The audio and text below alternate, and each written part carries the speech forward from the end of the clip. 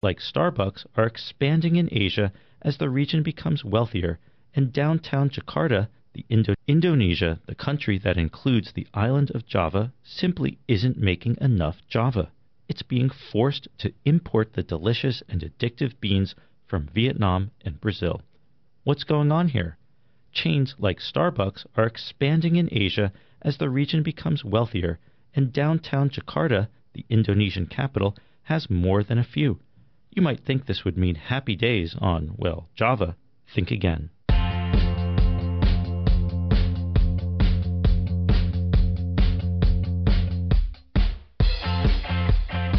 Welcome to Benchmark, a show about the global economy. I'm Scott Landman, economics editor with Bloomberg News in Washington. I'm joined by Daniel Moss, economics writer and editor at Bloomberg View in New York. Thanks, Scott. Nice to be with you. And just to give listeners a sense of the historical significance of what's happening here, the country now called Indonesia has deep historical resonance in the coffee industry. The Dutch East India Company was the first importer of coffee to Europe in any meaningful way. Dutch colonists grew the crop in Java, and production subsequently spread to Sumatra and Sulawesi. Now, undoing Java's iconic status is a combination of climate change, plague, and the evolving economic structure of coffee farms. All right, well, joining us now is Jamal Gawi, a climate change and biodiversity consultant in Indonesia who recently authored an opinion article in the Jakarta Post decrying the industry's demise. Jamal, welcome to Benchmark. Thank you. Hi, everybody. So let's just start off. Tell us, how serious is the challenge to coffee growing in Indonesia, of all places? As you already mentioned, actually, Indonesia is one of the countries that produce a lot of coffee. It's the third largest producer in the world. However, recently, actually, the production of coffee in Indonesia has been declining. In some areas, especially in Java, for example, the decline could reach 20 to 50%. And this is very serious. So I try to find out what is going on with the coffee industry in Indonesia and also in other countries. Yeah. Actually, there are a number of factors causing the production decline. First, and the most important thing, is climate change. Increased temperatures and change of rainfall are responsible for reduction in coffee production. The related phenomena, including long drought months and less wet months, accompanied by pest outbreak, are common indication of the crisis. And the Arabica coffee, this is the premium coffee, the Arabica coffee plant responds sensitively to increasing temperature, especially during the blossoming and fructification.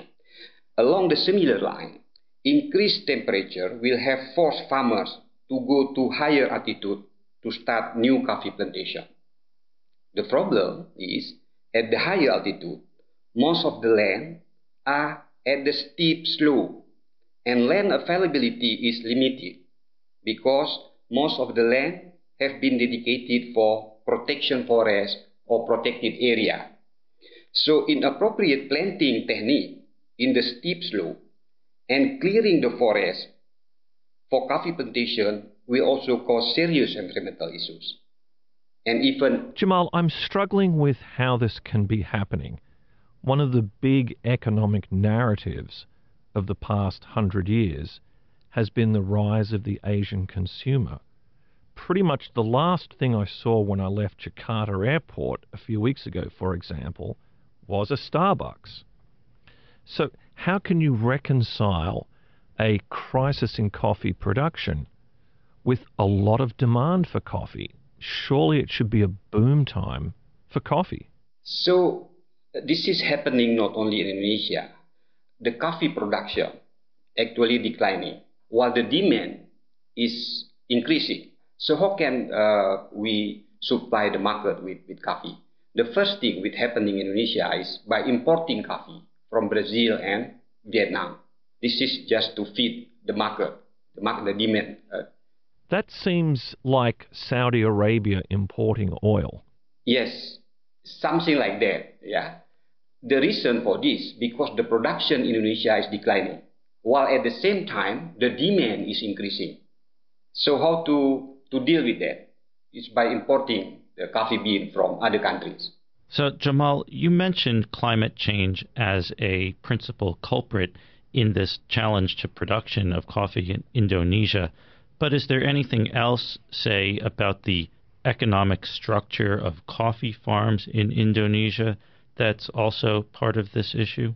Yeah, other factors that also causing the declining of coffee production is the management of the production itself. In Indonesia and some other Asian countries, excluding Vietnam, because Vietnam has a very efficient system right now, the production management is still not very optimal. Yeah, for example, many old, not productive coffee trees are still maintained by farmers. So this is also causing the decline in production. So this is another aspect of that. So there are a number of factors actually causing this decline of production.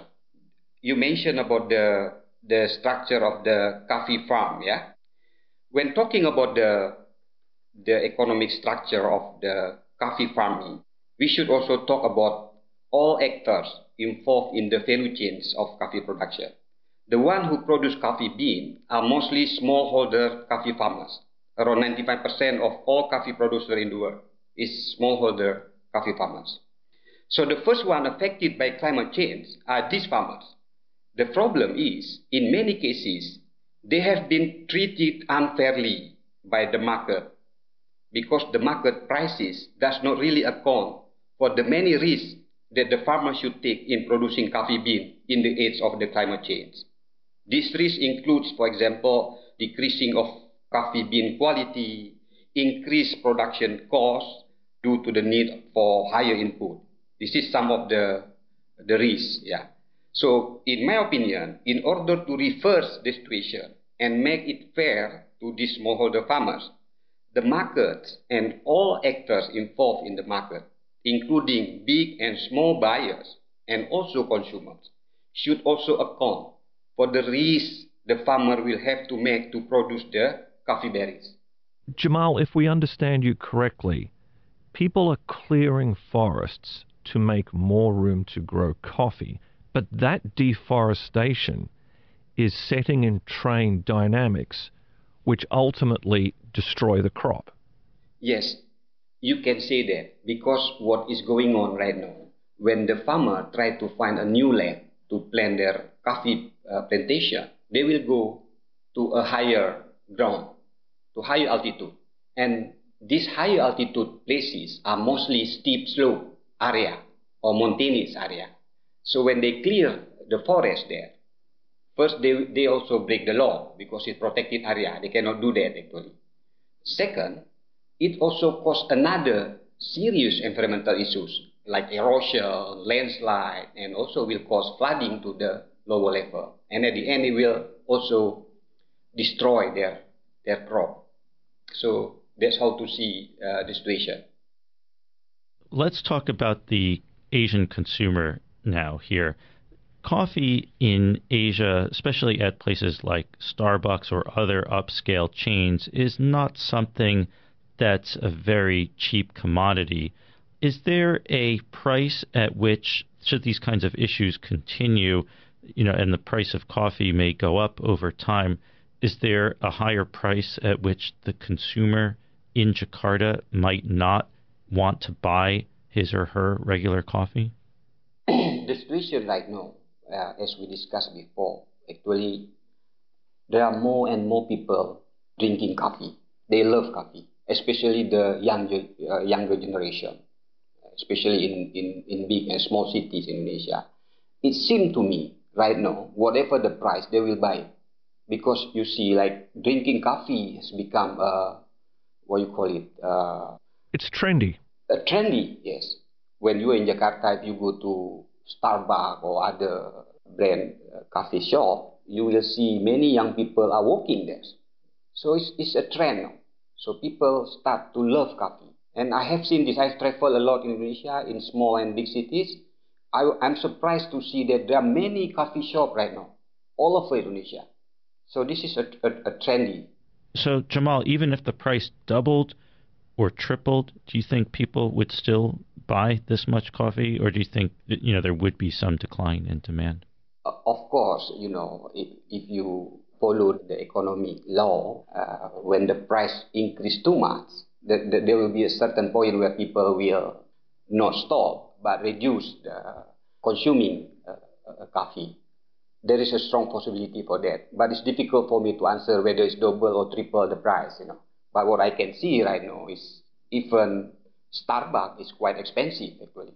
But I'm surprised to see that this, millennial generation, these young people, they keep coming back to Starbucks.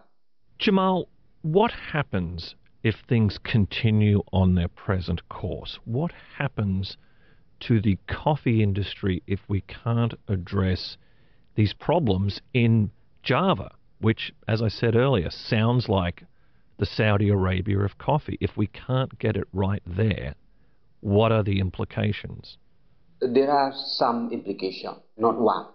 The first implication, of course, with the decrease of production, the price will go up. And then the second, if this climate change continue affecting the coffee plantation, we will start losing the character of the real coffee, because the taste is changing already right now. And this is serious, because, for example, when the buyers would like to buy the specialty coffee, let's say from the highland of Gayo in Aceh, they are asking question right now whether the farmers in Gayo are selling the right coffee to them, because the character of the coffee are changing. And Jamal, just for our listeners, when you say Aceh, we are talking about a province at the western tip of Sumatra. Yes, exactly, yeah. This is the home of one of the best coffee in the world, Gayo Arabica coffee, yeah. So that is what is going on right now. So climate change is not only affect the production, meaning decreasing the production, declining the production, but it also affect the taste of the coffee. We have to expect losing the good taste of Arabican coffee from Gayo because of climate change. Is it possible, if we continue on this course, that in, say, 10 or 15 years, coffee could taste completely different from how coffee tastes now? Yes, you can say that. And it is happening right now, because the way the buyers or people involved in this coffee industry, they have a certain way to grade coffee. There are at least 10 or more characters they use, and it is changing right now. That's what I can say, based on my experience in the field. Well, I can say that we will always be looking back on the good old days of coffee, I'm sure, in a few years. Jamal Gawi, thank you so much for taking the time to be with us today. Okay, no problem. Thank you very much also.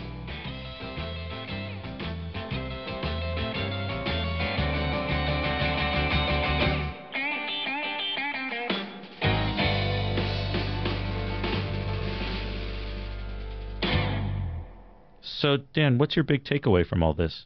It's interesting the way our conversation with Jamal developed. We began with an overall macro idea that Indonesia, kind of the Saudi Arabia of coffee, was having a problem.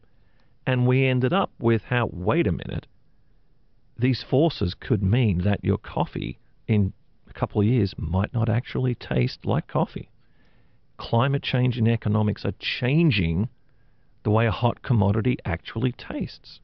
And yet, like a lot of things in economics, I think it's going to be a little slower. I think it's going to be one of those slow-moving kind of things where you don't really notice it. Maybe your coffee will change slightly from year to year, and then 10 or 15 years from now, we're going to be sitting around and talking about how poorly our coffee tastes and thinking about, well, maybe it really was that good in the good old days. And all those coffee stores that have Java in their name might have to change. Or it'll just be a taste of nostalgia. Benchmark will be back next week. Until then, you can find us on the Bloomberg terminal, Bloomberg.com, our Bloomberg app, as well as wherever you listen to podcasts, including Apple Podcasts, Overcast, and Stitcher. While you're there, please take the time to rate and review the show. And you can also find us on Twitter. You can follow me at Scott Landman. Dan, you are at Moss_Eco. Benchmark is produced by Topher Forhes. The head of Bloomberg Podcasts is Francesca Levy. Thanks for listening. See you next time.